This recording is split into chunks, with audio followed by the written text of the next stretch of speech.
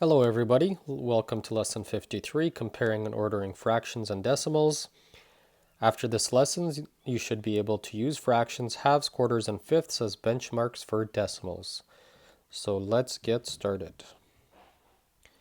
The top number line is divided into two halves, the bottom number line is divided into tenths. Complete the decimal scale. So let's look at this 0.5, which we would say as 5/10. You know that 5/10 also looks like this as a fraction. And so 1/2 is equivalent to 5/10. Remember our multiplication strategy. If we multiply both numerator and denominator by the same number, then the new fraction that is formed is equivalent to the first one. Which decimals between 0 and 1 are less than 1/2? So we have 1/10, 2/10, 3/10, 4/10. Those are all less than a half. And the ones that are greater than a half are 6/10, 7/10, 8/10, and 9/10. You know that to make 1/10 turn into a decimal out of 100, we multiply numerator and denominator by 10. So 1 out of 10 is the same as 10 out of 100. And so as a decimal, 1/100th, or 10/100ths, sorry, my mistake, looks like this. We just add that 0. Remember that 0 at the end of the decimal doesn't change the value. This is 20/100ths. This would be 30/100ths. You can see here that 1/2 and 50/100ths are equivalent, are the same. Refer to the number lines to decide which number is greater, and then signal whether to use the greater than or less than symbol to make the relationship true. 3/4, well, 3/4, let's add it in here, would be right there. 1/4 would be right here on the number line. And so 6/10 over here is less than 3/4. So we say 3/4 is greater than 6/10. Next we have 4/10 and 1/4. 1/4 is here, 4/10 is here. So we could see that 4/10 is more. So 4/10 is greater than 1/4. And then we have 8/10 and 3/4. These two are close. Here's 3/4 and here's 8/10. 8/10 is a little bit more. So we say 8/10 is greater than 3/4. So again, we have to write the greater than or less than symbols to make the relationship true. You can pause the video and try this yourself first. So 1/4 is going to be more than 1/10. 7/10 is just a little bit less than 3/4. They're quite close. You can see that here. There's 3/4, there's 7/10, so 7/10 is a bit less. And 3/4 is greater than 4/10. Okay, again, pause the video, come back when you're ready. 1/4 is just a little bit more than 2/10. 81/100ths is more than 3/4. And 27/100ths, this one is really close, but 27/100ths is slightly more than 1/4. 1/4, if I wanted to make it into a fraction out of 100, I would multiply numerator and denominator by 25, because 4 times 25 is 100. So 1/4 is equivalent to 25/100ths, which looks like this as a decimal.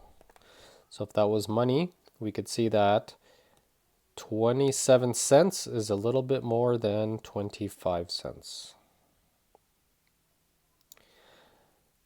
What decimal is 3/5 equivalent to? Well, 3/5 here we could see is equivalent to 60/100ths.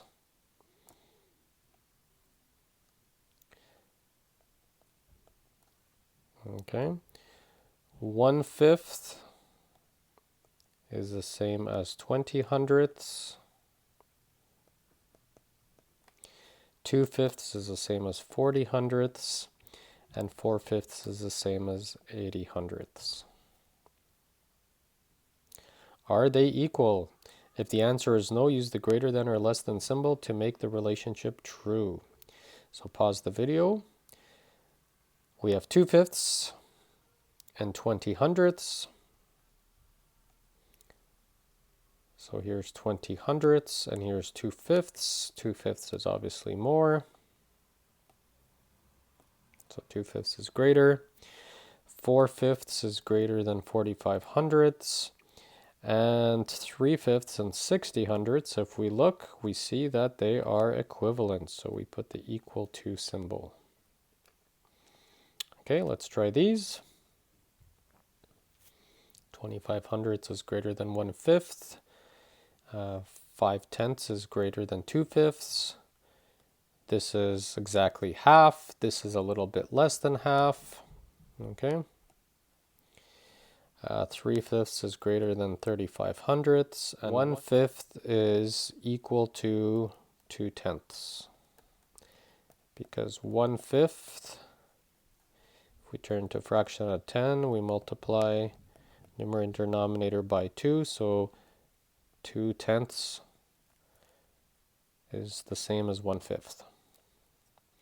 Divide the hundredth block into quarters, so 4 equal parts. Shade the top left quadrant, and we've got 5 by 5 squares, so there are 25 squares there. Okay, and the multiplication strategy would show us the same thing.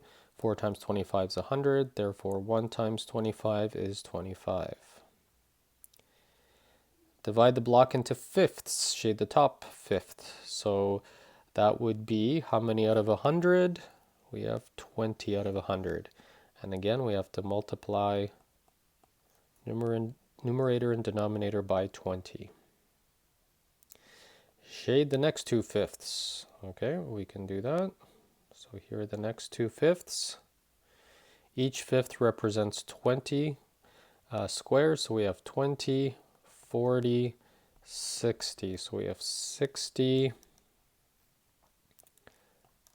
out of 100. Okay. Which would be also equivalent to, we have 1, 2, 3, 4, 5. We have 3/5 shaded, 3 out of 5. If I'm going backwards here, I'm dividing. 100 divided by 20 is 5, so therefore 60 divided by 20 is 3. Write the numbers as hundredths and then write them in order from greatest to least. So the reason why we're being asked to write them as hundredths is so that we are comparing apples to apples, so that they all look similar. They're all out of the same thing. So 4/5 can be turned into 8/10 because I can multiply numerator and denominator by 2. And we know that 8/10 is the same thing as 80 hundredths. Okay, so 85 hundredths looks like this. And then this one is already out of 100. So I'm just going to separate them like that. So 85 hundredths is the biggest. 4/5 is 80 hundredths. That's the next biggest. And 73 hundredths is the smallest. Write the numbers in the place value chart. Order them from least to greatest this time. It's important to listen to the directions. This time we're going from least to greatest. So 1 and 4/10 is the same thing as 1 and 40 hundredths. Remember, this extra 0 doesn't change the value. We can always add a 0 at the end after the decimal point. So the next one, 1 and 35 hundredths and 1 and 9 hundredths. So let's think of money values. We have $1.09 first.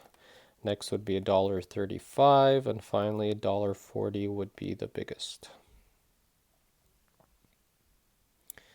Okay, go ahead and try it with this one. Unpause the video when you're ready. So we have 20 and 6/10. Let's add a 0 there. 2 and 6/100, and then 2 and 6/10, and again we can add a 0, and now they all look similar. They all look like money values. So if we're going from least to greatest, $2.06 is first, $2.60 is next, and then $20.60 would be the greatest value. Okay, let's try these.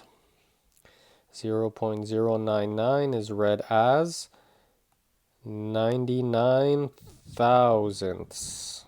Okay, because the last digit is in the thousandth spot. This is 1/10. Remember, we can add these zeros, doesn't change the value, because 1 out of 10 is the same thing as 100 out of 1,000. You learned that in the previous lesson.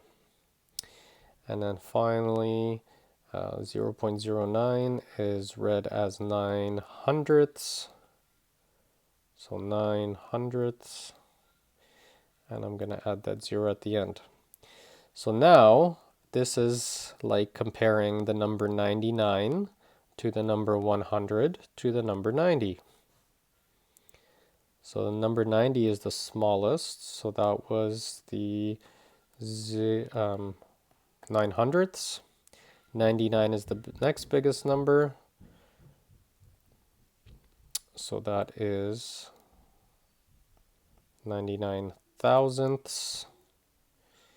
And finally, the biggest one would be 1/10. Write one digit in each blank that will make the statement true. Well, there are lots of different possible answers, but I've got a real simple one for you. We'll say 8/10 is less than 1 1/10. This is like 80 cents, and this is like $1.10. So 80 cents is less than $1.10. All right, that's our lesson for today. Go ahead and work on your Jump Math book, page 57 to 58. Thanks for watching. Please ask your teacher for any help you may need, and I hope this was a helpful video for you.